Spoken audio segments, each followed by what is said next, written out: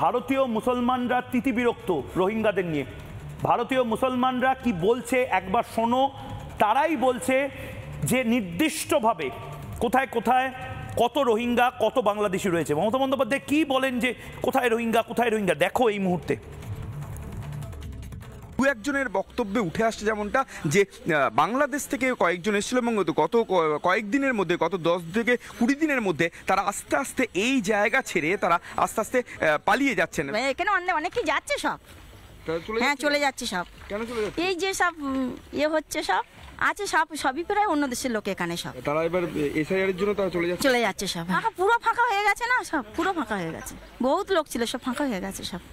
বাইরে থেকে বাংলাদেশ থেকে এসে থাকতো, আছে চলে গেছে, কেউ কেউ আছে চলে গেছে সবাই সবাই চলে গেছে। কিছু কিছু আছে ওরাও যাবে বলছে, মানে এসআইয়ের জন্য বলছে, তো এসআইয়ের জন্য। আগে যারা কিছু বাংলাদেশি পাসপোর্ট আসছিল, আচ্ছা, তারা চলে গেছে, মানে এই রিসেন্ট চলে গেছে তারা। হ্যাঁ, এখান থেকে 10 দিন 20 দিন আগে চলে গেছে। এখন আগে যাদেরকে দেখতেন তাদেরকে কি এখন আর দেখতে পাচ্ছেন এখানে? না, তারা কোথায় গেছে তাও জানি না। মানে আগে যাদেরকে দেখতেন তাদেরকে এখন আর দেখতে পাচ্ছেন না? না, অন্তত 95 থেকে বেশিরভাগ 95% বা তারও বেশি বাংলাদেশি যারা এখানে থাকতো এই এলাকাতে, তারা কিন্তু ইতিমধ্যে এই এলাকা ছেড়ে দিয়েছে। এসআইআর পদ্ধতি চালু হওয়ার পর থেকে কিন্তু আস্তে আস্তে এই এলাকা ছেড়ে তারা কিন্তু চলে গিয়েছে। ভিডিও জার্নালিস্ট পিনাকি নন্দীর সঙ্গে সুখেন্দু সরকার, রিপাবলিক বাংলা।